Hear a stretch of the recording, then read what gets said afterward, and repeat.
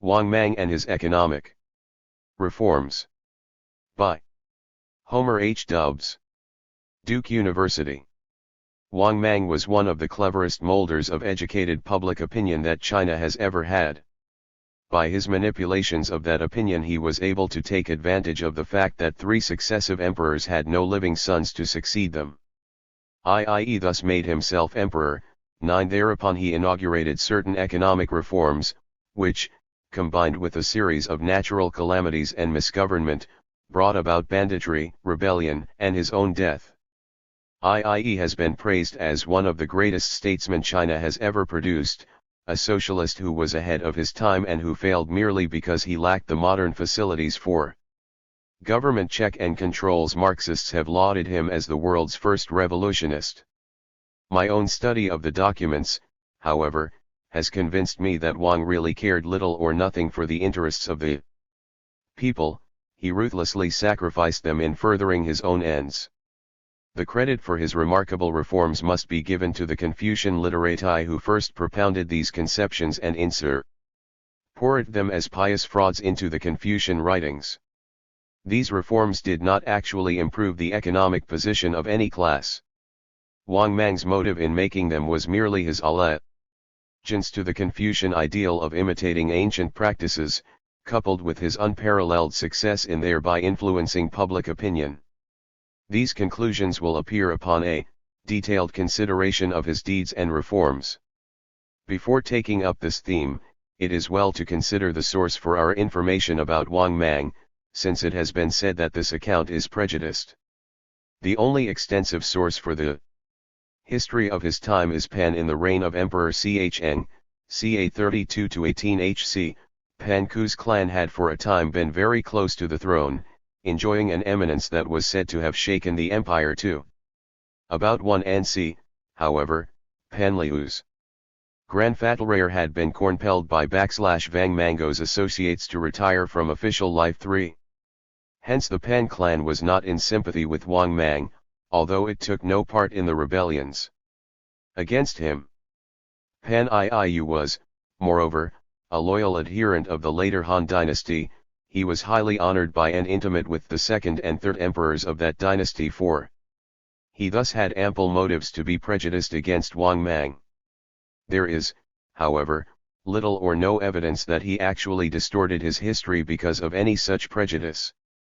In the first place, the method of writing history that he inherited from Zhima Cheng was that of extensive quotation from the sources. Pan Ku was preeminently a literary man and a poet, and he plainly admired the literary style used by Wang Mang and his Confucian associates.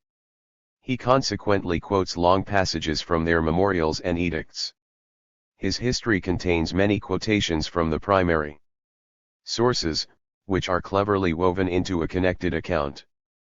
Wo have, for instance, Wang 31 Ang's own edicts establishing and justifying his reforms and various memorials lauding his achievements. The method used by Pan Ku in composing his history is in itself a safeguard against undue prejudice. In the second place, Pan Ku seems personally to have cherished a high ideal of historical accuracy. I.e. does not tell good stories for their own sake, as did Sima Cheng. Pan Ku's literary style has indeed been criticized as inferior to his predecessors. The difference seems to be that Suwan La Cheng told dramatic stories whereas Pan Ku clung to what he conceived to lrc the truth. Pan Ku's spirit was that of the 50-odd Confucians whom Emperor Wu asked, about 110 to determine from ancient accounts the ceremonies for the sacrifices and shan, which the emperor proposed to re-establish. Failing to discover any detailed account of these rites, they replied that they could not determine them. The emperor then himself fixed these rites. One of the bitterest accusations brought against the famous Liu Hsin, made by a Confucian, was that he had done away with the traditions about the classics handed down from generation to generation by his teachers and had caused his students to doubt and be misled too. There was thus in certain strains of Confucianism a strong tradition of fidelity to the facts of history. Pan Isu, who was a convinced Confucian, had this strong incentive to give an unprejudiced picture even of a ruler whom he reprobated deeply. The popular reaction against Wang Mang had moreover been so thorough that the later Han dynasty did not need to encourage any propaganda against him, and Pan Ku was writing half a century after war, G. Mang's age, when resentment against that ruler had had time to die down. In the third place, the Pan clan had not been harmed by Wang Mang and indeed had reasons to be attached to his aunt. The Empress Dowager Ne Pan Ku's great-aunt had become a favorite of Emperor Cheng and was entitled the favorite beauty Ne Pan. She retired from the imperial court in 1800 and devoted herself to the care of the Empress Dowager, who became fond of her. Wang Mang belonged to the same social group as Pan Iu's grandfather and great-uncles. He treated them as his own brothers and wore mourning for Pan Ku's great-uncle, before 1 and Pan Ku's grandfather was a commandery official during the reign of Emperor Piang, while Wang Mang was ill control of the government. This relative was impeached for having failed to forward to the throne a laudatory report, which he probably knew was false. Through the intercession of the Empress Dowager, he was not punished, and retired from active life with his former salary as a gentleman at the funerary park of Emperor Cllng. About one. Thus Pan Ku's father was able to remain in safe obscurity throughout the reign of Wang Mang, until the subsequent disorders compelled him to flee, AD 23. The Pan clan had no reason for any active animosity toward Wang Mang. A reading of Pan Ku's account confirms the view that he tried to give and did achieve a fundamentally unprejudiced account of the usurper. I began my study with a decided prejudice against Pan I10 in favor of Wang Mang, but the weight of the primary sources quoted by Pan Ku and facts he recounts forced me to reverse my opinion. Because of the possibility, however, that Pan Ku might have been unconsciously prejudiced against Wang Mang, I shall use his statements with caution, unless they are mere statements of objective facts, quotations from documents, or can otherwise be checked. Before he came to the throne, Wang Mang succeeded in stirring up much personal enthusiasm for himself among the educated class, especially those in or aspiring to the government bureaucracy. The method he used was to espouse in detail the Confucian ideals and mode of life. In order to understand that procedure, we must review the intellectual atmosphere of the age. Even Confucianism was not the same as that of Sung or modern times. Under the Han, it took on many superstitious beliefs and practices that were sloughed flow by the Sung literati. The of changes, which Confucius had probably deliberately neglected to, became the first of the classics. Divination, physiognomy, astrology, etc., were adopted into the Confucian tradition. The theory was thoroughly accepted that the 5 elements were the guiding forces in history and that they produced the succession of dynasties and rulers, with its fatalism and mystification. The conception was unquestioned that strange events, such as solar eclipses, droughts, and fires, were portents sent by heaven as a warning for the emperor. Apparitions of yellow dragons, unicorns, sweet dew, and supernatural birds were believed to be auspicious omens.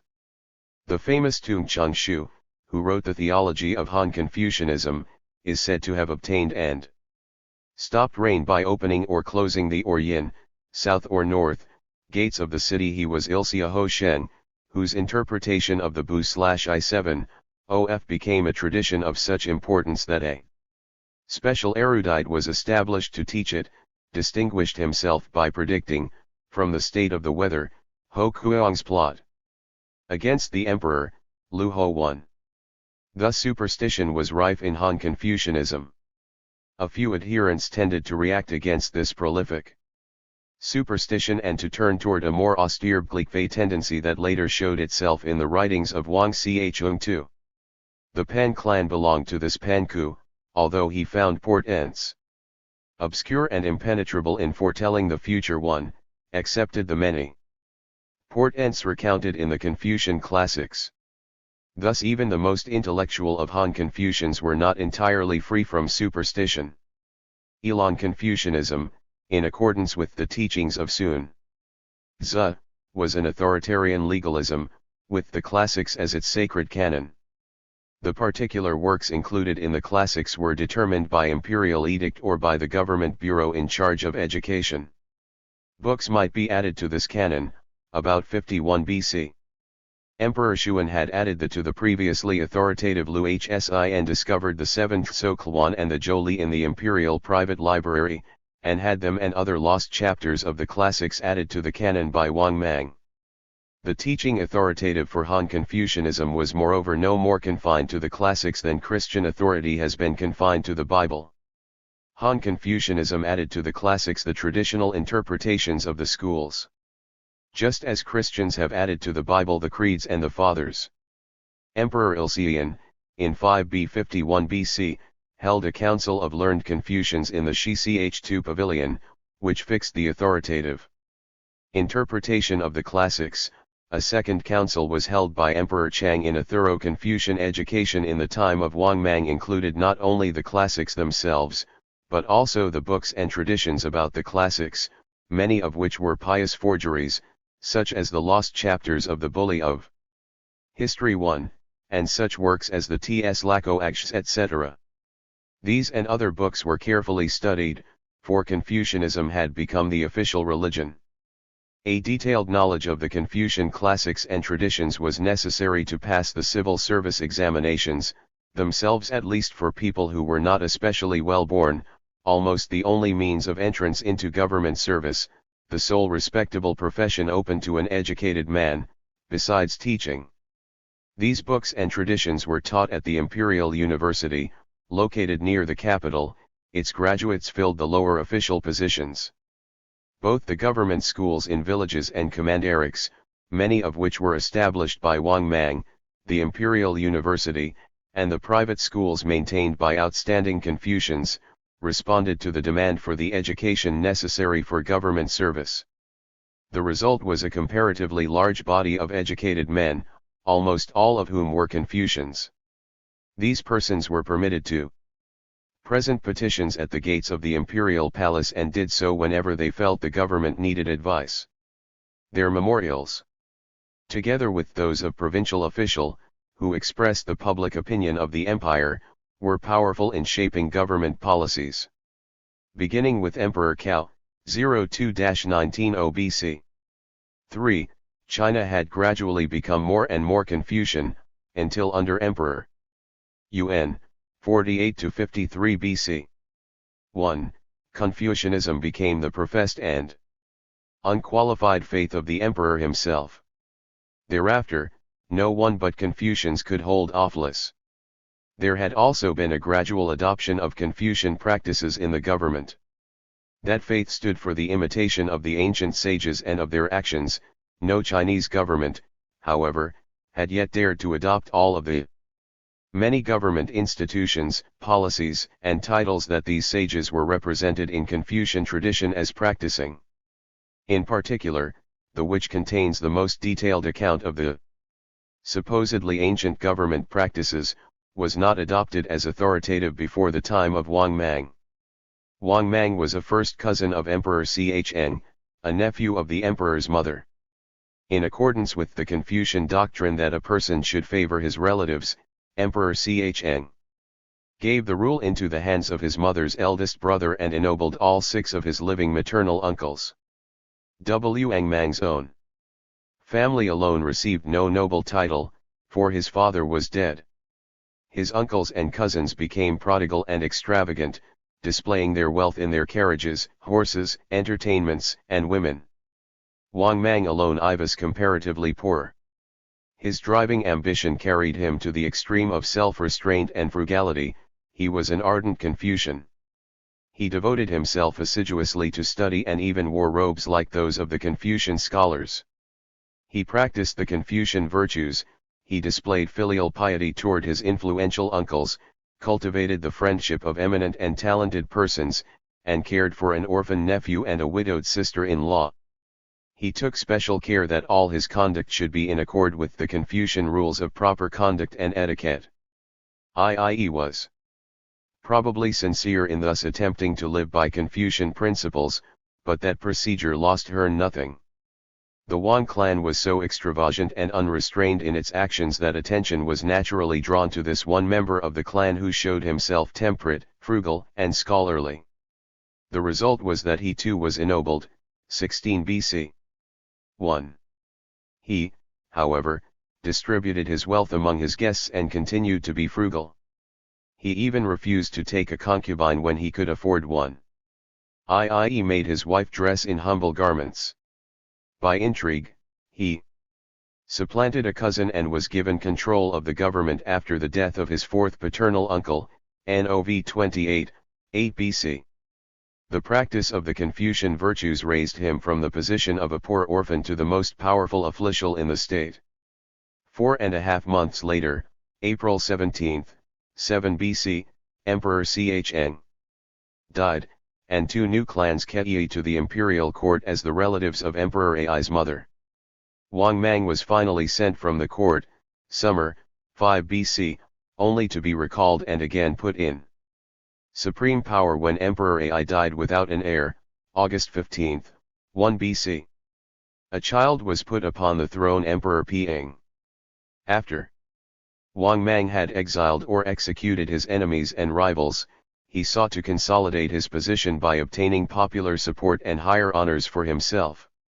The resulting incident of the white pheasant is so illuminating that it is worth recounting. Pan Ku says that Wang Mang sent a hint to some prefect in the southernmost province of China, at the next New Year's time. Pheasant presented by people said to be Yishang, a tribe whose speech was unknown by anyone speaking Chinese, so that it required a second interpretation. Wang Mang advised the Empress Dowager, his aunt, who was the actual regent, to have the pheasant offered in the imperial ancestral temple. Rhe Confucians remembered the mention of a white pheasant in previous history. One of the commentaries on the classic of Filial Pete, L1, said, in the time of Ying Cheng of the Zhou dynasty ca 1000 I3.c.j, the Yishang presented a white pheasant. They are 30,000 li from the capital. When a true king is unsurpassed in his sacrifices and is moderate in his repasts and robes, then these people appear. This Confucian interpretation made the white pheasant appear as an auspicious portent from heaven. The people recalled that shortly after the famous king, Vu had established the Zhou dynasty upon the Chinese throne, he died, leaving the throne to his infant son, Ying Chng. In the emergency, King Wu's brother, the Duke of Zhou, pacified the country, faithfully acting as regent until King Chng came of age, whereupon the rule had been turned over to him. Confucius had made the Duke of Zhou his own ideal. The Confucian tradition was that the Yishang had brought tribute while the Duke of Zhou was regent. People concluded that the ancient situation was now repeating itself. In a burst of enthusiasm, the Confucian courtiers proposed a new title for Wang Mang higher than any ever before held by a Han noble, together with other honors. Humility is a cardinal Confucian virtue, therefore Wang Mang firmly refused any honors, suggesting instead that his associates should be honored. The Empress Dowager insisted, whereupon Wang Mang pronounced himself ill and would not even rise to perform his duties. When he could not be made to budge from his bed, the Empress Dowager granted higher honors than before. He thereupon arose and received his new title, but refused the other rewards. I.e. Empress Dowager replied by doubling his salary and perquisites and postponed consideration of the other rewards until a prosperous harvest should arrive. Wang Mang again refused and suggested grants to the members of the imperial house, government servants, and the common people. These were made. In this way, Wang Mang turned the Confucian virtue of humility into a device for securing higher honors and also for distributing imperial grants among his associates and the people, thereby increasing his own popularity. His use of humility as a means of exacting increased grants from the government was a trick that has been repeated more than once in Chinese history. It is consequently not surprising that when Wang Mang proposed a marriage for the young emperor and drew attention to his own daughter by a similar procedure of withholding her, he stimulated the educated class to present memorials, said to number more than 1,000 a day, asking that Wang Rang's daughter be made the empress. When he, as the imperial father-in-law, was granted a territory of 120,000 acres in Hsinya prefecture and promptly refused it, Sony 487,572 people presented memorials at various times, urging that he be properly rewarded. 1. Confucianism had become so pervasive among the educated class, the leaders of the people, that the appearance of a ruler who governed himself thoroughly by Confucian ideals and precedents evoked unrestrained enthusiasm among the educated leaders of the populace. Wang Mang was thus committed wholeheartedly to the Confucian program. Ancient Confucianism was not merely a religion and a philosophy, it also embodied political and economic programs. Like every legalistic religion, it undertook to cover the whole of human life. Confucian scholars had made many suggestions concerning economic matters. Confucius had advocated the G system of land tenure. The Joel Pound describes various economic policies. The Confucian scholars sprang from the people, so that their policies were intended for the benefit of the people, but, like most economic policies conceived by scholars in the privacy of their studies, these policies were more attractive than practical. According to the Confucian belief, an ideal ruler's virtue spreads beyond the frontiers and attracts people at a distance to come and model themselves on his virtuous rule. The Huns to the north had been at peace with the Chinese and had acknowledged Chinese overlordship.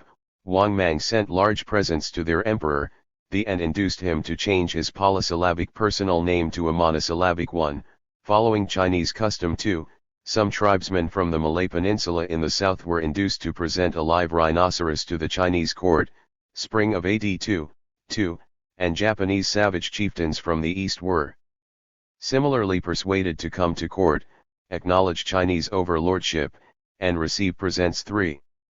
After these three quarters had acknowledged the ruler's virtue, Wang Mang sent an emissary with presents to the Chiang, Tibetan, tribe who lived about the present Kokonor, Tsinghai, in the west, and induced a chieftain to come to court and present his grasslands to the Chinese, offering, in a speech flattering to Wang Mang, to remove his people to less fertile lands and guard the frontiers. AD 5. It was a pleasant achievement. There had previously been commanderies named the Eastern Sea, the Southern Sea and the Northern Sea. Wang Ulung now proposed to create a Western Sea Commandery and to correct the geographical arrangements of the empire by restoring the same number of provinces, 12, as those mentioned in the second chapter of the classical 13007 c. OF History.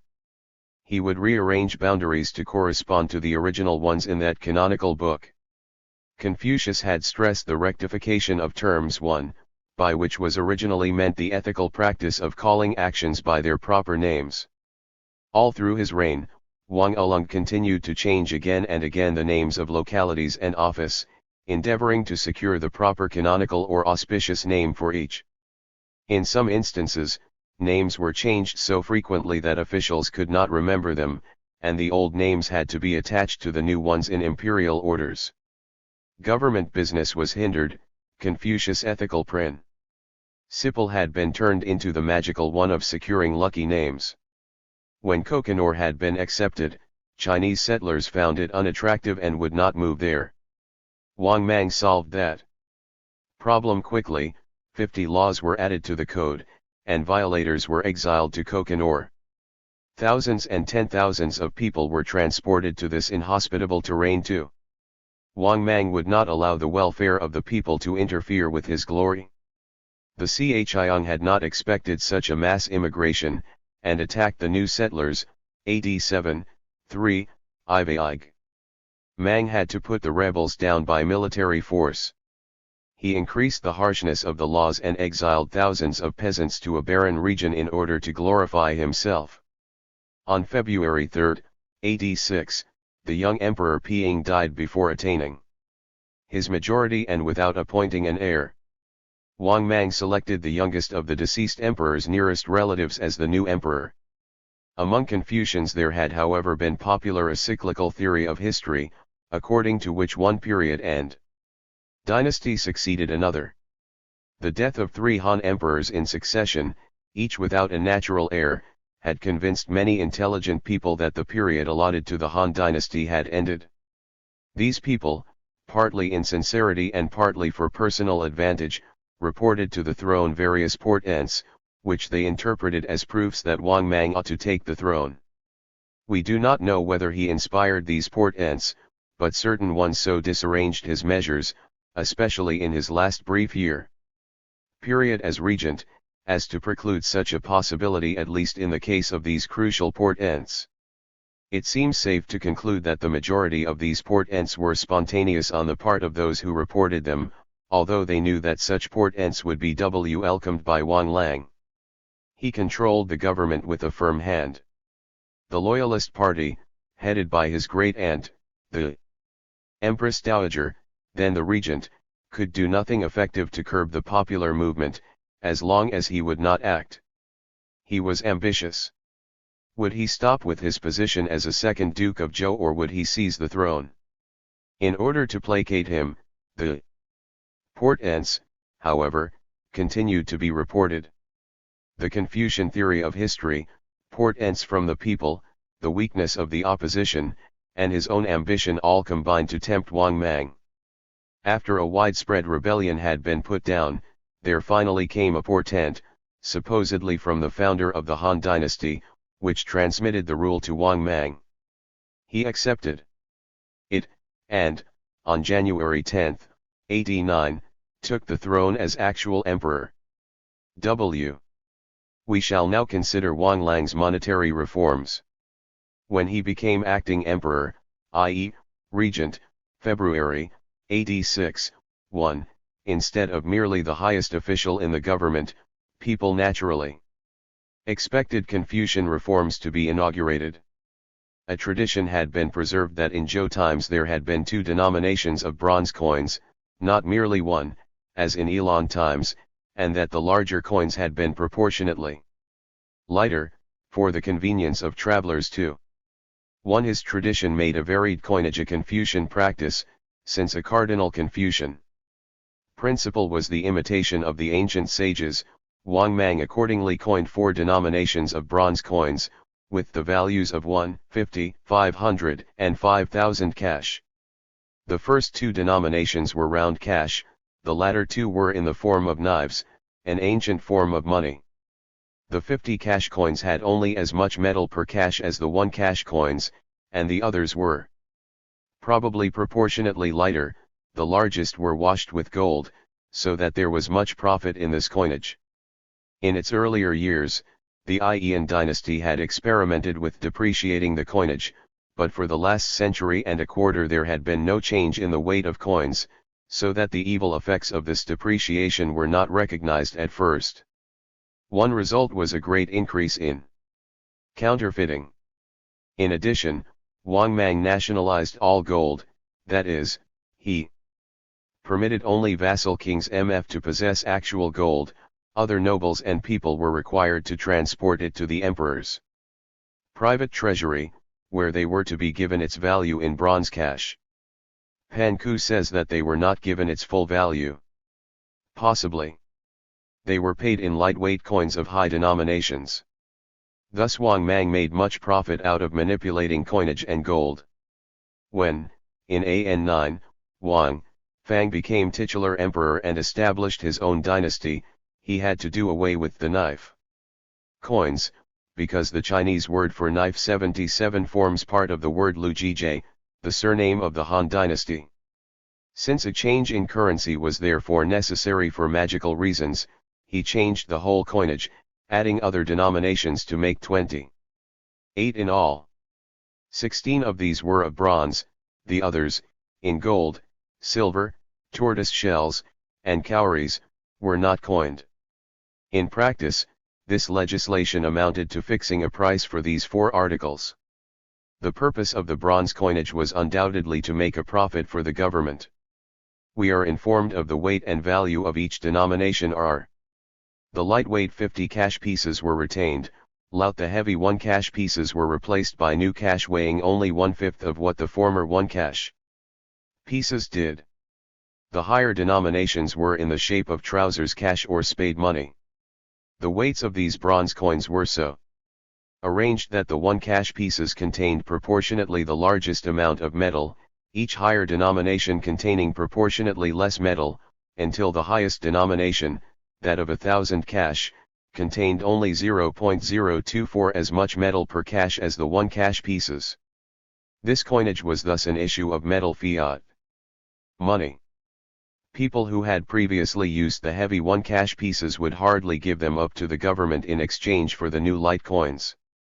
In order to make the coins of large denominations circulate, Wang Mang ordered that all persons who passed the leaking stations at the passes, fords, etc., must show spade coins of high denominations along with their passports. Officials who used the government posts or who entered the palaces, must also show these spade coins to be admitted. Since cash were cast, instead of being struck, counterfeiting was easy and many people were driven to it in order to preserve their wealth. To stop it, Wang Mang made the possession of copper and charcoal an offense. This new law proved too drastic and was moreover ineffective, so it was abolished in AD 1301. When the people refused to use the new coins, Wang Mang issued an edict that all those possessing the older heavy cash would be executed or exiled. Pan Iu describes the result as follows. Thereupon farmers and merchants lost their business, food and goods were both rendered useless, and tlne common people wept and cried in the market places and highways. Those who were sentenced for crime, from the ministers and grandees down to ordinary people, could not be estimated or counted degree. When we consider that the mere possession of the heavy coins was made a crime, and that an informer was given half of the illicit wealth seized as a result of his information, we can well believe Pan Ku's statement. In order to maintain a semblance of authority over the coinage, he had to abandon all but 2 denominations of these new coins, and retain only the light 1 cash pieces and the 50 cash pieces 3. 5 years later 14, Wang Mang again changed the coinage. The lightweight 1 cash pieces had probably so disarranged prices that there had been a loud clamor for the restoration of the previous heavy cash. The people had been paying taxes in the light cash. And the officials had probably found that taxes and their salaries, which were payable half in coin, did not yield as much as before. 2. The former coinage was therefore abolished. And the previous heavy 1 cash pieces, weighing 5 times as much as the light 1 cash pieces, were restored.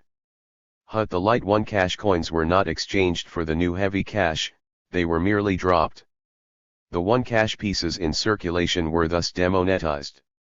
An edict was issued which declared that the previous 50 cash coins, weighing 2 1/2 times as much as the new large 1 cash coins, were to be worth as much as one of the new 1 cash pieces, i.e., the government would exchange a former 50 cash coin for a new 1 cash coin. The people were given 6 years in which to make this exchange. After that time, possession of the former 50 cash pieces was to be forbidden. The result may easily be imagined. A person who had any money in 50 cash pieces and who changed it in accordance with the law, lost 49/go of his money. What he had if 1 cash pieces became worth only so much metal. Few people could afford to make the exchange. By melting down cash one lost comparatively little. Cash were probably worth approximately their weight in metal. All that was needed was new cash to use as models, clay for molds, and a charcoal stove to melt the coins. It is not surprising that counterfeiting became general. In order to stop it, people were grouped in lots of 5 families, who were responsible for each other. If one family was caught counterfeiting, all 5 families were punished. So many people, however, violated the law that the punishments could not be executed.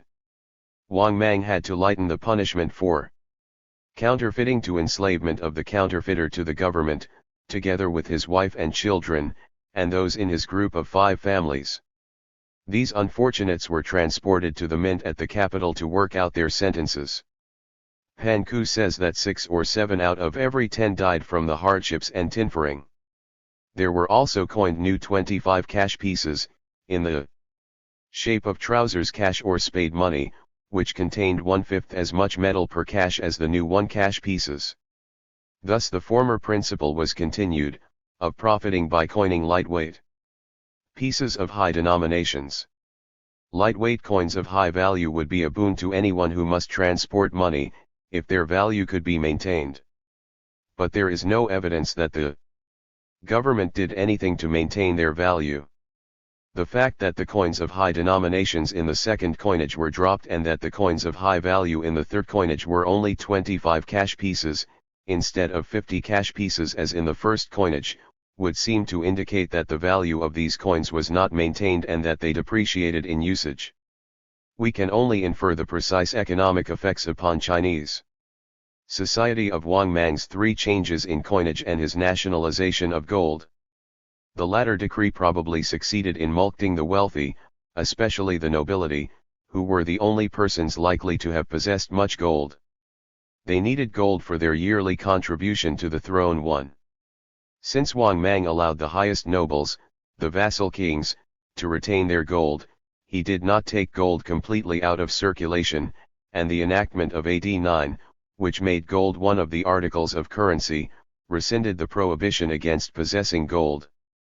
At that time, gold was not coined, but circulated in the shape of squares an inch, 0.9 inches, ENG mies, on a side and weighing a catty, then 244 g or 7.84 ounces troy, 2. Such a catty of gold was worth 10,000 cash. Imperial grants of gold were usually transmitted in terms of their equivalent in bronze cash.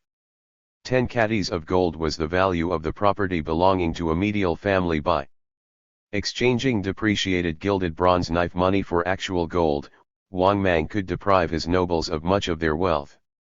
His use of such knife money in making grants may have saved as much as 99% of the metal he would otherwise have dispersed. For the first 3 years after their gold had been taken away, the nobles probably did not feel the loss. They merely paid their annual required contribution in the form of gilded knife money. When, however, in AD 9, these knife coins were demonetized and gold restored to currency, their coins suddenly became worth only their value in metal, and the nobles found themselves mulcted. Thus, by a clever trick, Wang Mang had deprived the Heian dynasty's nobles of much of their wealth, before he set up his own nobility. Wang Mang seems to have hoarded most of the gold he obtained. He was miserly, and failed to use his treasure, even in emergencies too. Probably taking his information from some memorial turned into the Yanxi Emperor by the captors of Chang'an in AN 23, Pan Ku reports that when Wang Mang was finally killed, he still had much treasure. 10,000 catties of gold made a chest, and there were 60 chests of gold, 146,400,000 grams, in the imperial apartments, as well as several chests in other offices in the palace, besides cash, silk, pearls, jade, and valuables. This nationalization of gold seems merely to have withdrawn much of the empire's gold from circulation and to have concentrated it in the imperial palace. The nobles were given depreciated bronze coins, nominally of the same value, but probably exchangeable in trade for far less, and these coins were soon demonetized, after which time gold was again allowed to circulate. The changes in the bronze coinage probably affected Han China much less than a similar depreciation would have done in modern times. China was gradually changing from a barter economy to a money economy. The land tax was still payable in kind, but money was exacted for the numerous other taxes. The salaries of officials were quoted in so many pickles of grain, and were paid, half in grain and half in money. Poll taxes, levied upon all adults and all children over their 7th year, were in cash. Artisans and professional men paid an income tax in money. The Elan satrapies each sent an annual accounting to the imperial government and probably at the same time remitted a certain proportion of the taxes they had gathered. Nearer commanderies remitted at least a Portion in the form of grain. Lire here of corvée service for the transportation of grain to the capital and of a special canal dug for its conveyance. Distant commanderies probably remitted cash or valuables. An effort seems to have been made to transport to the capital no more grain than was necessary to feed the people in that region. The capital region was irrigated and was one of TH's most productive areas in the empire.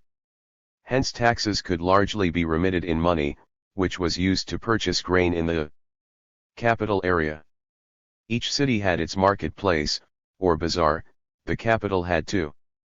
There was thus a large use of money in taxation and trade. Probably the farmers used very little money. They stored their grain and used it themselves or sold small amounts in order to purchase articles in the markets. The farmers who possessed money were probably only those who had accumulated surplus wealth. The poorer people affected by Wang Mang's changes in coinage were chiefly those who were in debt. Interest rates were quite high. We have no way of knowing how many farmers were involved in debt, but there were probably not many, for we hear nothing of farm debts. Since merchants were prohibited from owning cultivated fields, they would hardly lend money on farm land, since they could not foreclose such a mortgage. This limited money economy was only a few centuries old in the China of Wang Mang's time, so that a mortgage system had probably not yet developed. The only moneyed people besides merchants were the nobles and officials. Some decades previously, the Grandee Secretary, Rong Yu, d43 BC, had memorialized the throne that the court officials should not be allowed to buy or sell or to make money from the people, but this memorial had not been acted upon. Hence some of the wealthy officials did actually engage in business, but that procedure was frowned upon and not considered proper. It was hardly a common practice, for there was a long-standing prejudice against merchants entering government positions. The higher nobles undoubtedly considered it beneath their dignity to engage in business. Some of the wealthier ones, however, maintained guests, persons of ability who came voluntarily to their host, became part of his household, receiving support from him, and in return executed various commissions for him. We hear of guests who gave clever advice, of others who wrote books for their host, of still others who avenged their host's feud, and even of guests who robbed for their host, bringing their booty into his house and being protected by him. It is possible that some nobles might have had guests who engaged in business for their hosts. But here again the aristocratic prejudice against merchants probably prevented this from becoming a common practice. We hear of one wealthy merchant who sent his slaves out to conduct businesses, and of a wealthy family that lent money, making loans to other merchants or artisans too. When Wang Mang established an office for making loans, his enactment implies that debts were incurred chiefly for the performing of religious sacrifices, especially burials, and for setting up businesses. 3. Another wealthy man made loans to newly enfeoffed nobles who needed equipment in an emergency for an expedition against rebels. 54 BC, he exacted a tenfold repayment. 4. But nowhere do we hear of any extensive loans made to farmers, except those by the government in time of drought or calamity. The government would sometimes settle landless people on vacant or newly opened land, giving them seed, food, and oxen for plowing.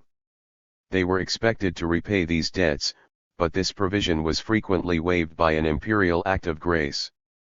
The only large farm debts may have been of this variety, but on such debts, the government, if it wished, doubtless found means whereby a change in coinage would not diminish its revenue. Wealthy landowners probably exacted their rents in terms of grain, rather than money, as is still the case in rural China. Hence farmers, except the wealthy ones, were probably little affected by the depreciation of money. Merchants and wealthy persons were the ones who felt the depreciations of the coinage, for they possessed most of the money not in the hands of the government. The policy of the Han dynasty was to discourage trade and foster agriculture in every possible manner. Trade was penalized drastically. Merchants were considered parasites and were compelled to pay larger taxes than farmers. They and their descendants were not ordinarily allowed to hold official positions. How far the depreciations of the coinage actually deprived merchants of their wealth is difficult to determine. The extremely rich, settled merchants, who had large establishments, probably found it possible to melt down their cash promptly and recoin it into the new forms. They may even have made money by the change, just as did the government. Those who suffered were the smaller merchants and peddlers, who did not have facilities for counterfeiting, and whose small shops could easily be watched. The worst suffering was among the unfortunates who were caught counterfeiting. They were punished with their innocent neighbors, who had failed to report the crime. The chief effect of the changes in coinage was probably the transfer of wealth from the smaller merchants to some rich merchants and especially to the government. Wang Mang had incurred great expense in an abortive military expedition against the Huns, for which 300,000 men had been raised. The Huns had previously been friendly, but Wang Mang had angered them by changing the status of their from that of sovereign emperor, to that of a sub-royal noble. This change was made in order to accord with the ancient Chinese, Confucian, practice of having only one king in the world. Wang Mang was subsequently forced to maintain more than 200,000 soldiers at the borders so that his income was inadequate for the government expenses. It was thus only natural that he should have depreciated the coinage in order to meet his expenses. Government loans had not yet been thought of. The circumstances occasioning the monetary changes and the changes themselves were such that Wang Mang could hardly have had any genuine revolutionary policy in mind. His purpose was to make money for the government by a change in coinage which superficially had classical sanctions. In his land policy, Wang Mang encountered similar difficulties. Population had increased considerably during the peaceful years of the Han dynasty. North China, then the only thickly populated part of the country, was a region of periodic drought and floods. Many poor farmers, unable to keep reserves enough to tide themselves over a drought, had been forced to sell their land in bad years, in order to get food. It had been the policy of the Han government to maintain great granaries for famine relief, to make loans to the poor, and to settle landless refugees upon vacant lands. Nevertheless, large holdings of land and tenancy had increased and had long been a problem, because tenants could scarcely accumulate the reserves necessary to tide them over a famine.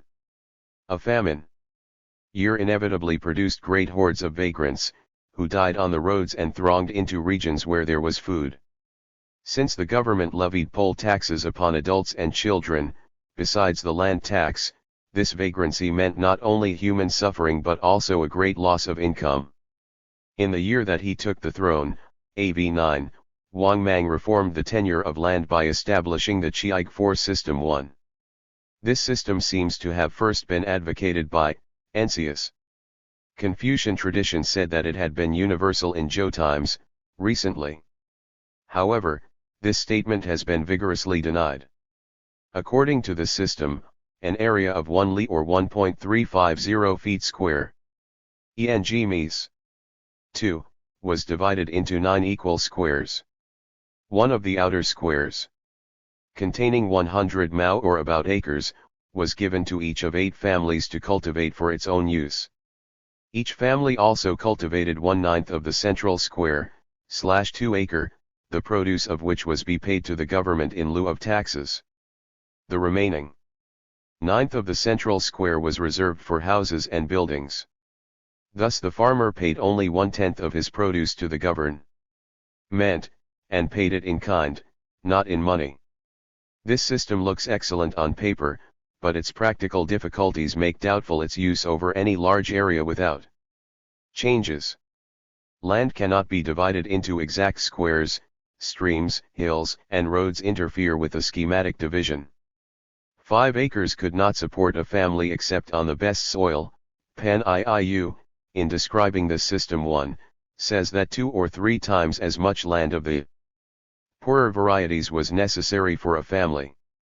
A tax amounting to only a tithe of the produce would provide nothing for the officials in poor years, when they needed an income just as much as in good years. This sum was furthermore too small for the requirements of a developed government, which maintained an expensive and luxurious court, an elaborate bureaucracy with post roads, a standing army, government schools, a government university, etc. Hence there had been added to the tax on land additional taxes, such as a regular conscript system, which required 3 days a month service at the distant frontiers, regularly commuted to a money payment for substitutes, who became a standing army. In addition, there were heavy poll taxes of various sorts. Tung Chung-shu, the famous Confucian authority, in a memorial to Emperor Wan, U degree, said that farmers were in reality taxed 5/10 of their income.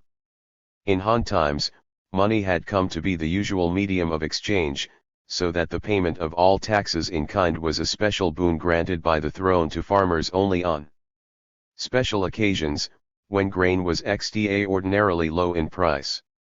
Thus the Qing system seems to have been a dream of idealistic scholars. It had probably been tried only in a restricted area and in much simpler times, and, if applied literally, was quite practical for a society like that of Han China. In recent centuries, it has been considered by Confucian authorities as a practice suitable only for spring and autumn times. That conclusion was probably a result of Mang's experience with this scheme. In his day, this system had great authority, for it had been urged by Confucius and was said to have been the system employed by the Confucian sages. Tung Chung-shu, the man who wrote the theology of Elon Confucianism, urged it upon Emperor Wu. Shi Tan, another Confucian, urged it upon Emperor Ai, 7 BC. Wang, who had secured the throne because he followed Confucian practices wholeheartedly, naturally ordered its enactment. In order to prevent any increase in tenancy, he nationalized all land. He named all cultivated fields, the sovereign's fields. Wang Tian, IELFL, and ordered that they could not be bought or sold. Thus farmers were deprived of the opportunity to alienate their land, even in extremities. The amount of land that one family could hold was also limited. A family containing 9 adult males or more was allowed to possess a maximum of 907 yajk, 42 acres, of arable land. Any family with less than that number of adult males and more than that amount of arable land must distribute its excess amount of land to relatives or neighbors. Thus land ceased to have any market value and wealthy landowners were compelled to get rid of all but a small part of their land. Mang must have realized the extremely drastic nature of this reform and the resentment it would arouse, for he added that anyone who dared even to criticize the Qing system would be exiled beyond the frontiers or suffer execution. At this time, slavery, which had also been disapproved of by Confucians, was to be abolished. Tung Chung-shu had urged its abolition more than a century previously. As a consequence of Shi Tan's proposals in 7 BC, it had actually been ordered that vassal kings might own only 200 slaves, marquises, and princesses. Only 100 slaves, and others only 30 slaves, but this law had been dropped and had never been enforced. 1. Mang now produced a text from the Confucian canon, which was interpreted to mean that slavery was only lawful for the government, i.e., there should be no slaves except those in penal servitude to the government. Private slaves were renamed private adherents LFL 111 and were not to be bought or sold. The limitation of land holdings was a specifically Confucian measure. Tung Chung-shu had advocated the limitation of the amount of land that could be held by one individual too. Shi Tan had repeated that statement when Emperor Ai had agreed. His officials suggested that kings and marquises should be allowed unrestricted amounts of private land within their kingdoms or marquiates. Outside these areas they should be restricted to 3,000 mao, 140 acres. It was also proposed that the number of slaves should be restricted. The emperor's maternal relatives however found this restriction inconvenient, and prevented it from being put into effect. The THIRD system and the limitation of land had the backing of Confucian tradition and sentiment. A customary practice, like the free ownership of land, cannot be changed overnight. Land had been bought and sold freely in China for several centuries. After Wang Mang's edict was published, it was but natural that the wealthy should seek to convert their excess land and slaves into money.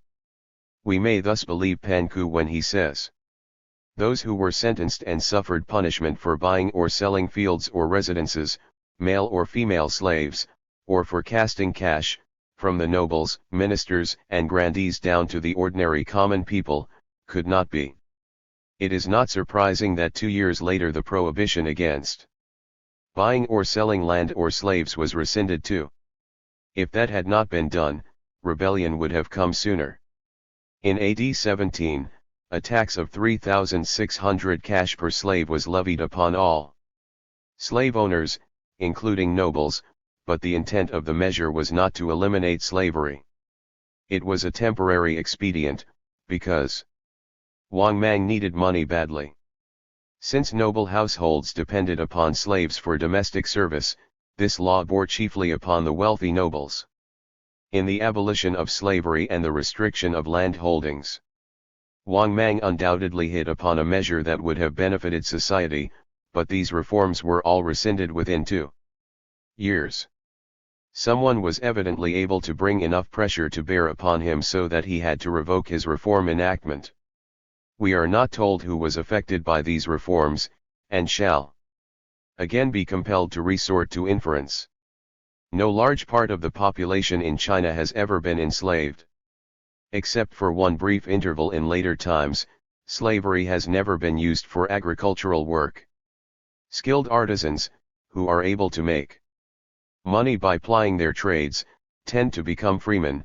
Free labor is more efficient than slave labor, and clever slaves purchase their freedom. Chinese slavery was limited chiefly to domestic service and rough labor. The government was undoubtedly the largest slave owner. Criminals were frequently condemned to forced labor for a period of years and were sent to work in the government offices. Thousands of enslaved criminals were employed in the government iron and salt monopolies. We hear of thousands of slaves in the imperial palaces and occasionally even of an educated slave girl. These persons were freed when their terms were completed, so that they should be distinguished from the purchased slaves, who were also to be found in the palaces. Chinese phraseology does not ordinarily distinguish these criminal slaves from purchased slaves. The slave market was maintained by the sale of children into slavery and sometimes by kidnapping children or adults. The Huns captured large numbers of Chinese in their raids upon the Chinese borders, who were later sold, many, in all probability, to Chinese or other localities. Children of slaves seem to have been free, unless sold or given by their parents into slavery. Outside the government service, the largest number of slaves were in the noble houses. The nobles maintained slaves as entertainers as well as domestic servants. Irish merchants also had slaves, probably for similar purposes, and sometimes for manufacturing. The prohibition on their sale or purchase would thus have largely put an end to slavery in a generation, although for a time it produced little change, except among those who had bought slaves for resale. We may well guess that it was Wang Mang's nobles who persuaded him to rescind the measure, for they would have found it impossible to replenish the slaves in their households. Since the revocation came so soon, the measure had probably a negligible effect upon slavery. Just how Wang Mang put the Chil 1G system into effect is not told. He could not cut land up into regular squares. Probably he did not change the boundaries of fields, but merely limited to 900 the amount of land one family might possess. The Iivine land tax was 1/15, so that the introduction of the system probably meant an increase in taxation, since it demanded a tithe. The other Han taxes, such as the poll tax on adults, the poll money, levied on children, the military tax, Liqin duties, gathered at the Wu Pass and other places, were probably continued. Hence the actual effect of the system was very likely limited to prohibiting the sale of cultivated land and landsizing land holdings on the part of families, with the addition of an increase in the land tax. The ban on selling cultivated land was probably a benefit to the poor farmers. It prevented them from losing their land in time of drought. Hence they were compelled to fall back upon the government for relief and to become vagrants when that relief was not available. We are not told about A&V mortgages upon farmland, probably they were few or non-existent. There were probably few, if any, farm loans, so that this prohibition of the sale of farmland merely fixed the existing farm population upon the farms they then occupied. It was rescinded within 2 years and probably had little actual effect. The limitation of the amount of cultivated land that could be owned by a single small family was plainly an attempt to distribute the land more widely among the people. It only affected the large landowners. These large landowners were chiefly the nobility. Merchants were not allowed to own farmland. The reason that the nobles should wish to own large private lands near the capital is peculiar. Marquisates, except the small estates of Tuwaneni marquises, were all located outside of Quancheng, the capital region, roughly the present Shenzi, some at considerable distances from the capital, in the present southern Hunan, Shantung, or Hopi. These estates were managed by chancellors who were appointed by the central government. In practice, marquises received merely the income from these estates in the form of 200 cash per household or its equivalent in grain, out of which they had to pay their annual contributions to the imperial court. But the transport of grain or even of bronze cash from a distance to the capital presented difficulties because of banditry, and sometimes cost more than the value of the grain itself. It may have been impossible to make regular deliveries to the capital from the marquisates, because of the distance. Most of the nobles, moreover, lived at the imperial capital at Chang'an, the center of culture, civilization, and political power. Hence it became the practice for such nobles to purchase private land in Quancheng, from the income of which they lived. Such neighboring lands could be watched, and rents could be brought to the capital with ease. The largest private landowners were the same rich nobles who had large numbers of slaves. The uncles of Wang Mang are described as having, at the time of Wang Mang's childhood, several tens of concubines in their harems, slaves by the thousands or hundreds, musicians, singers, actors, dogs, horses, large residences with earthen hills inside, cave gates, high verandas and pavilions, passageways, etc. For the upkeep of such extravagant establishments large estates were essential. Wang Mang did not interfere with the feudal estates of his nobles, he merely required them to distribute their excess private fields among their relatives or neighbors. It would not have been difficult for some nobles to find members of their clans to take these excess cultivated fields, manage them, and remit part or most of the proceeds to the original owner. There was, however, the danger that after a time these new owners would be inclined to cease paying rents to the original owner. Those nobles who could not or would not use such subterfuges and who did not have adequate official salaries would be compelled to retire from the court to their estates. That meant, however, leaving civilization. To live in the sticks, the abandonment of one's social life and of the source of political perquisites. Exclusion from the capital was a penalty considered more severe than dismissal from office. It was visited upon officials who had become obnoxious to the court. Wang Mang had suffered 3 years of such exile and knew its bitterness. His intimates and the members of his clan probably reminded him of the suffering Lai was preparing for them and of the ease with which certain nobles were circumventing his enactment. Such pressure was brought upon him, in all probability, practically the whole court, except the conscientious Confucians, were unanimous in this matter, that Wang Fang had to rescind his enactment. In the end, this reform of land tenure amounted to nothing. We can only speculate concerning Wang Mang's motive in attempting to alter land tenure. He might have been moved by compassion for the miserable condition of the peasant farmers, but in my opinion, Any such attitude on his part is doubtful. He did not commonly indulge in compassion. His great increases ill taxation would seem to preclude any real concern for the poor. Ilither, his concern was to carry out Confucian policies, and the Thing system was one of the outstanding Confucian economic policies. If he had not attempted to put into practice a policy recommended by Mencius, Tung Chung-shu, and other outstanding Confucians, he would have appeared lukewarm. One of the sources of his unusual popularity would have been gravely undermined. This undermining nevertheless came about when he rescinded this measure. Statecraft and ambition, not compassion, were his driving passions. The third group of economic measures enacted by Wang Mang were the 6 controls or monopolies, established AD 9-1, and increased taxes. Government monopolies were by no means new in China. Without wishing to insist on the tradition in that as early as the first half of the 7th century BC, Duke Ilyuan of Chi had made himself powerful through a government monopoly in the manufacture of salt and iron. I may recall that the Lian dynasty certainly had instituted these 2 monopolies. 1. Emperor Wen of the former Han dynasty, 1G0-157 BC, had allowed the common people to evaporate salt, smelt iron, and coin money, but Emperor Wu had withdrawn these privileges. Clmng Shu, the Confucian statesman, had protested against these monopolies without avail. 3.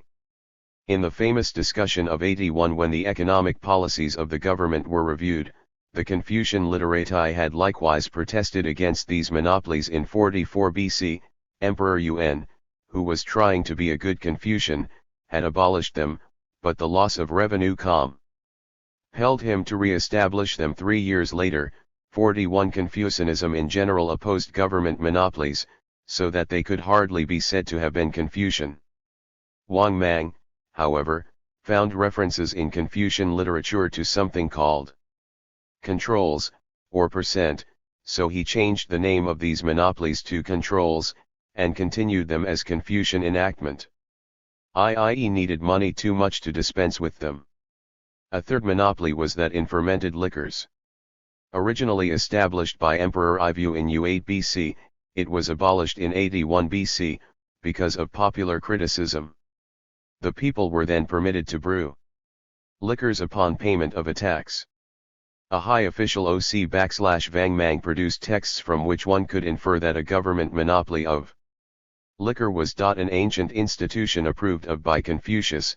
He pointed out to Wang that a profit could be made in brewing and selling liquor. Wang Mang therefore included it as one of his controls, and established it as another government business. 11. Fourth monopoly was that of coinage. In this enterprise, Wang Mang was again continuing a long-standing Han usage.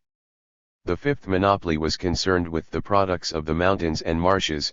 These included fishing, hunting, and the taking of other wild products, such as wild honey, etc. Such occupations had been the resource of the poor in ordinary times and of all in time of famine. The mining of copper and of iron were probably included in the monopolies of coinage, which was bronze and of iron, respectively. For this monopoly, Wang Mang could cite classical texts. The Zhou mentions a forester of the mountains whose duty it was to enforce the laws concerning these regions, keeping people out of the forests at improper times, with a subordinate who collected the revenue from the forests. Thus it implies that there had been a tax upon those who cut trees. This book also lists a forester of the marshes, who had the local people go into the marshes and waters at the proper times and take the articles of those places, delivering the proper amount to the imperial treasury, a tax, and keeping the rest themselves. Thus there was abundant classical precedent for a taxation of forests and marshes. Wang Mang merely broadened these precedents into a government monopoly and made it cover all forest and marsh products. The revenue from the mountains and marshes had been part of the income for the imperial privy purse in Han times. This tax probably covered merely the cutting of trees and fishing. Hunting had been prohibited in the imperial parks, which were reserved for government servants, it had probably not been restricted elsewhere. Wang Lang made all the occupations concerning forests and marshes a government monopoly, and permitted them only to those who paid certain fees. In AD 22, when there was a severe famine, the mountains and marshes were freely opened to the people by a special edict 1, because they could not be kept from utilizing these resources, especially in such times. Detailed laws were made for each of these monopolies. The penalties for violation were as severe as death. These monopolies were opposed, when the treasurer, Feng Xiang, remonstrated against them. Wang Mang became extremely incensed and summarily dismissed him from office. 3. There had been successive years of drought, and there was much banditry in the present Shantung and Zhejiang. In AD 18, a new governor was appointed for a province in the present Shantung. When asked what would be his plans upon reaching his province, he replied that these people made much of fishing. The monopolies and taxes on the mountains and marshes had taken away people's profits, so that they were starving. He would summon back to farmland those who had taken to banditry and would exempt them from taxes, loan them seed and food, and thus bring peace to the region. Wang Lang was incensed at the covert criticism of his monopolies and dismissed the new governor. 1. The economic effect of these 5 monopolies was to raise and stabilize the price of certain necessities. This was the objection that had been made by the Confucians in the famous debate of 81 BC. They said that the price of salt had become so high that people had to forego it, and that the iron implements made by the government manufactories were inferior and unsuitable. Similar objections were made to the liquor monopoly. The effect of these 3 monopolies, together with coinage, was, indeed, to bring into the hands of the government the most profitable manufacturing enterprises of the time. Only the monopoly in liquors was really new in the time of Wang Mang. Its effect was to take away the livelihood of those merchants who had engaged in brewing and liquor dealing, and, probably, to raise the price of liquor for the common people. There was no thought of restricting its use. The abuse of alcoholic liquors has rarely become an important problem in China. The effect of the 5th monopoly, that on the mountains and marshes, was to deprive of their livelihood the country's poor, who had engaged in hunting and such occupations, and to compel them to pay for the privilege of continuing their occupations. It constituted an additional tax upon the poor. As a whole, these 5 monopolies were thus means of obtaining additional revenue for the government. I can find no other purpose in them. They were a burden upon the poor and common people, since they were a tax upon necessities. They could be counted on to bring in revenue, and were in no sense revolutionary. This policy of mulcting the people for the benefit of the government also showed itself in Yang Yang's new taxes. An income tax upon merchants and artisans had previously been attempted by Emperor in 119 BC, Bulrun. They were compelled to testify to the total amount of their property and to pay a tax of n4, respectively, upon their capital. This tax had, however, soon been abolished too. In AD 9, Wang Lang imposed an income tax upon all hunters, fishermen, sericulturists, artisans, and professional ren. They were each to testify to their income for the year, and pay of it as a tax. Those who refused to testify to their income or testified falsely were to be sentenced to a year at penal servitude. 3. At the same time, it was ordered that all uncultivated fields, whether inside or outside the city, should pay 3 times the usual tax. This latter provision was taken from the classical Wang Mang. Moreover, amplified into a set plan his predecessor's practice of asking the officials to take a voluntary reduction in their salaries when there was a flood or drought. The amount of salary that officials were to receive was to be decreased proportionately each year, according to the state of the harvest in each part of the empire. This system proved cumbersome, for officials did not know what their salary was to be until the year was almost over. Hence they were said to have made various collections and exactions when they were suspected of having accumulated much property. Nyang Mang, in AD 19, ordered that all but the lowest officials should be required to deliver up 4/5 of their wealth, for the use of the army at the borders. Pan Iu says that inquisitors galloped all over the empire, persuading slaves and subordinates to inform on their masters and superiors. 1. We can imagine the limitless opportunities for blackmail and bribery, the repaying of old skorks by inquisitors and informers. In the same year, when a serious attempt was made to put down the bandits and rebels, a levy was made, consisting of 3/10 of all property. All officials were required to make regular additional contributions out of their salaries. This levy was immediately repeated, because property had not been assessed at its full value too. It is not surprising that when Skria's rebellion finally arose against Yang Mang, the bureaucracy did little to stop it.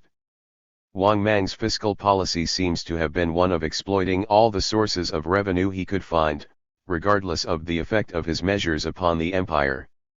While some of his measures mulcted the rich, from whom the largest sums could be realized, other measures burdened the poor. He seems to have antagonized all classes in turn. It is but natural that the enthusiasm for him, which was so abundantly evident before he took the throne, should have evaporated rapidly once he attained unchecked rule. He incurred large and unusual expenses, which were aggravated by the corruption of his officials. His fiscal measures show a remarkable lack of tact and a phenomenal disregard of their effect upon the empire.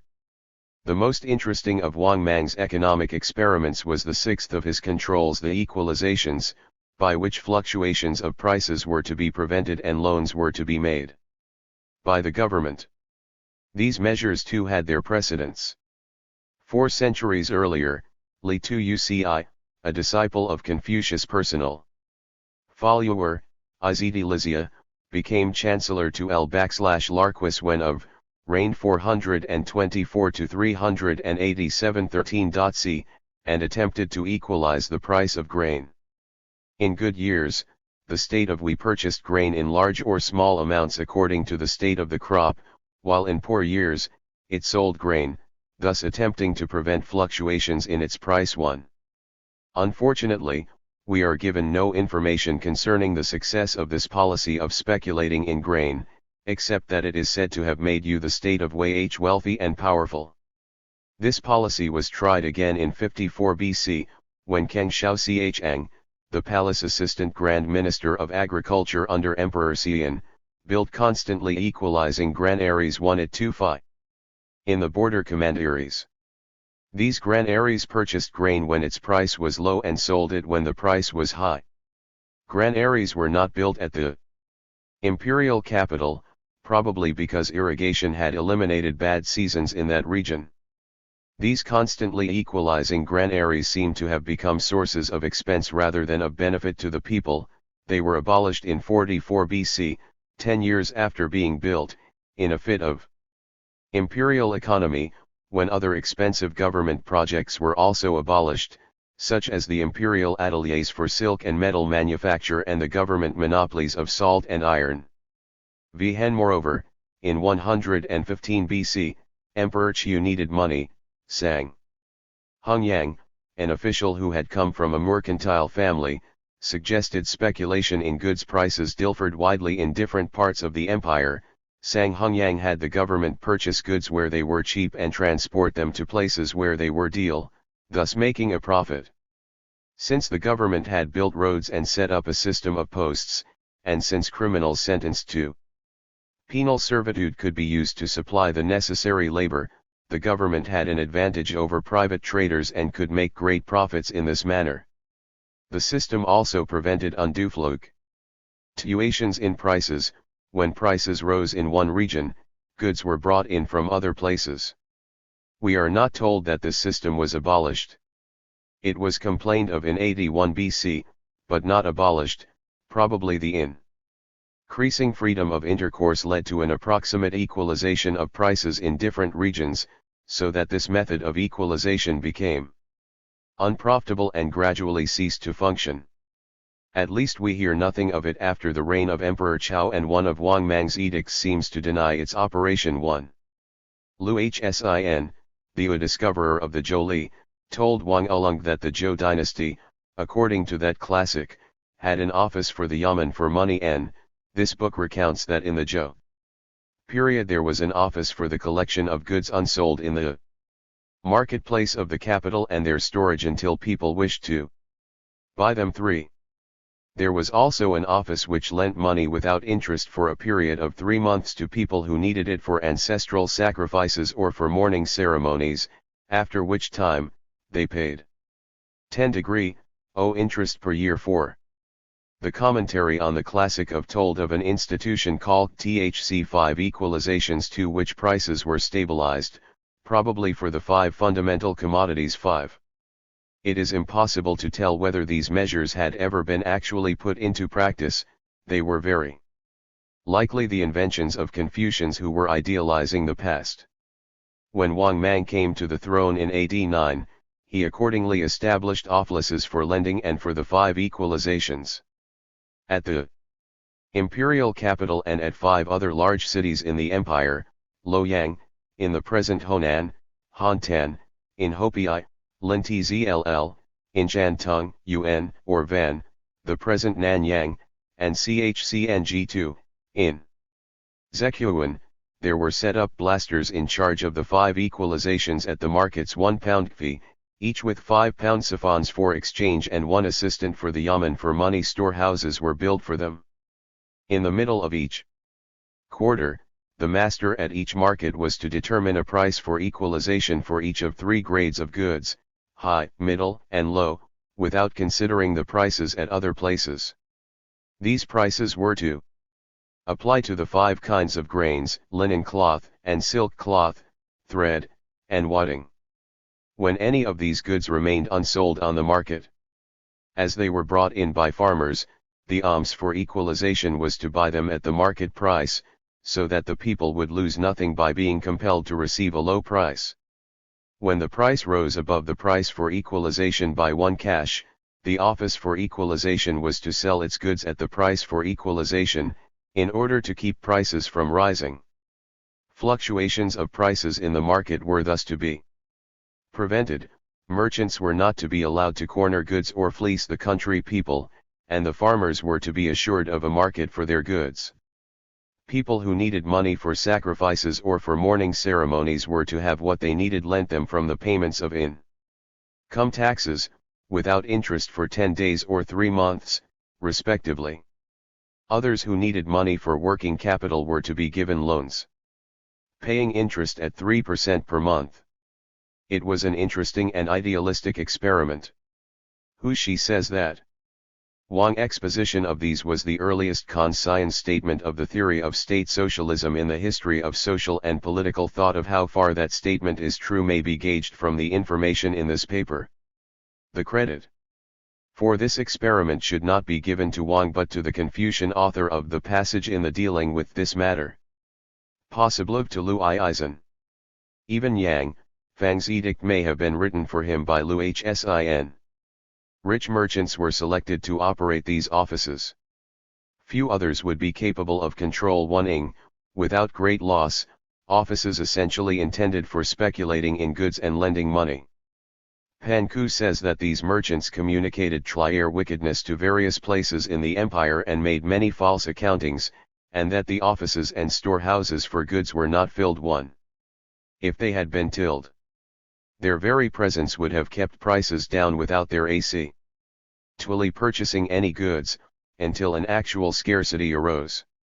Since however these storehouses were not filled and were confined to 6 cities, and since they utterly failed to prevent the rise of prices in time of Ionian pound, this attempt to control prices probably achieved very little, except for providing certain sinecure positions in the bureaucracy. The economic effect of this attempt to speculate in goods was probably slight. If the price for equalization was set too high, the storehouses would be filled with goods all 1 salm 1 at the current price. Hence the lasters, in order to protect their offices from losing money, probably set their prices for equalization low, with the result that they refused to take goods from the common people, because the current price too high. Then farmers would not bring their goods to the storehouses except under stress of are told that the storehouses remained empty. Vhen, I scarcity was impending, the grain remaining in these storehouses NVTS probably sold rapidly, before famine actually arrived, for goods had to be sold as soon as prices advanced above the pre-4 equalization. In times of abundant harvest, because prices were set every quarter, the price for equalization decreased seasonally before the harvest, as grain was expected to become more plentiful. Thus the farmers were not helped, unless there was a sudden and unexpected fall in prices, such as that caused by a glut on the market. The masters knew that Wang Mang needed money, and they undoubtedly looked upon the storehouses as a means of making profits, just as with the other monopolies, so that they did not dare to risk a loss. The economic effect of these storehouses was thus slight. The masters were former merchants, who sympathized with other merchants and treated the farmers just as other merchants did. The loans made to needy persons were to be tall, and out of the payments for income tax made by professional men. We are not told how much money W is loaned. The rate of interest, per month, was however much higher than the usual commercial rate, 200/0 per year, so that probably few loans were made. There was furthermore a provision that the borrower was not to pay more than of his net income as interest, so that it is likely that the alisters refused to make large loans. These storehouses and lending agencies benefited few except their managers. W10 probably drew their salaries from the state TLEA 5 lil y. Their purpose was undoubtedly good, that of preventing exploitation of the farmers by the merchants. In view of the fact that the Chinese state had been carrying on at least two businesses, the manufacture and sale of salt and iron, for 200 years, this control can hardly be called state socialism or revolutionary. It was merely another measure theoretically intended to benefit the people, advocated by Confucians with the same motive as the siding system and other measures. This motive on the part of the Confucians who first invented the proposal does not, however, mean that Wang Mang had any strong urge to benefit the people. His chief purpose was undoubtedly to follow Confucian tradition, the practice by which he first secured his popularity and as a result of which he was able to ascend the throne. He had made some new books authoritative as Confucian classics. These new books, especially the Zhou, contained certain economic policies, and he was morally obligated to put these supposedly Confucian policies into practice. Had he really been deeply concerned for the people, he would have removed THC monopolies on salt and iron, which pressed most severely upon the people. But he showed no inclination to do so. On the contrary, he dismissed any official who manifested an inclination even to relax these monopolies. Wang Mang was in no sense a revolutionist. He was merely a clever intriguer, who found a new way of gaining popular approval and who clung to it tenaciously. He achieved the throne by playing upon the Confucian attitude of the educated class and becoming a wholehearted Confucian. Confucianism is a philosophy which seeks to benefit the whole people, and the Confucian literati were in close touch with the common people of their own clans, so that they largely reflected the attitude of the common people to the government. When Wang Mang actually came to the throne, he proceeded to enact various Confucian proposals, but his decrees were not based upon a clear knowledge of the people or their needs. He had passed his life as a member of the governing clan, which gained wealth and position merely because it was relaxed to the emperor. He made his way to leadership by intrigue and secured popularity by espousing the popular Confucian religion of the educated class. When chance made him the dictator of the government and regent for an infant, people found no difficulty in interpreting Confucian teachings so that they were thought to require his enthronement. He then had to put into practice the economic proposals embodied in the Confucian tradition, including the particular Confucian books he had newly accepted as orthodox.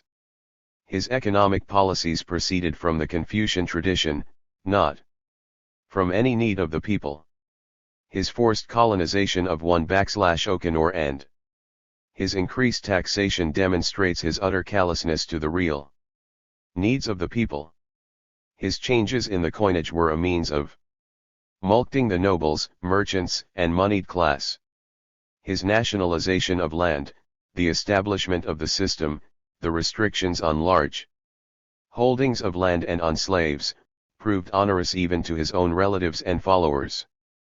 These measures were therefore quickly rescinded, even though they were in accord with Confucian tradition and would have proved helpful to the common people. The first four monopolies were plainly means of seizing for the government the most profitable private enterprises, a procedure that had long been a government policy. It was especially oppressive under Wang Mang, because lie added to the number of enterprises taken over by the government and to the severity of the punishments for offending against these monopolies. They put added burdens upon the poorer people, virtually taxing necessities. The fifth monopoly was clearly directed against the poorer people and was in effect a direct tax on certain occupations. The sixth monopoly, an attempt to stabilize prices and make loans, was inexpertly planned and failed to achieve anything of note. Thus Wang III-Thuriag's economic policies were either feudal or oppressive in their operation. He seems to have oppressed all the economic classes in the empire. When, in the winter of AD 22, the whole empire was in rebellion and Yang Mang at last realized the extremity of the situation, it was decided to rescind all the imperial edicts and ordinances that had been made since he had ascended the throne, especially the economic reforms we have been discussing. Messengers were prepared to be sent out. Such an act would have been a confession of failure. The imperial forces, however, achieved a preliminary minor success, and the messengers were not actually dispatched. Such a drastic proposal is evidence that Wang 31 was at last driven to recognize the unpopularity of his economic reforms. Hereafter events happened too rapidly to repeal any measures. The rebels continued to G.N, and, by October of the next year, the capital had been captured and Wang Mang killed BV the people of the capital itself. Thus his phenomenal popularity changed within 15 years into the innost bitter hatred. His economic measures must bear most of the blame for that reversal of public opinion. 2. In addition to the references in the present article, an account 3 Iog's policies is to be found in Hans O.H.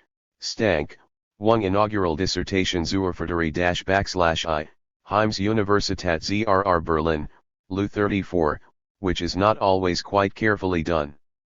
Lislang JLRCNG, Abletandlung en für die Kunde 3, 1939, contains a complete translation of the memoir of Wang but must be used with caution. O Franca, I, 375 likens to Wang 3 Ig 2, ICL, Art 3 in Shakespeare. His economic reforms are described on pages 379-3s3. O Franca, tot socialistisk Versenchaton Altanuna Tuatelolter like in China, IG, 11, Elil Irist. HL, touches upon Iong 3 Iong in passing.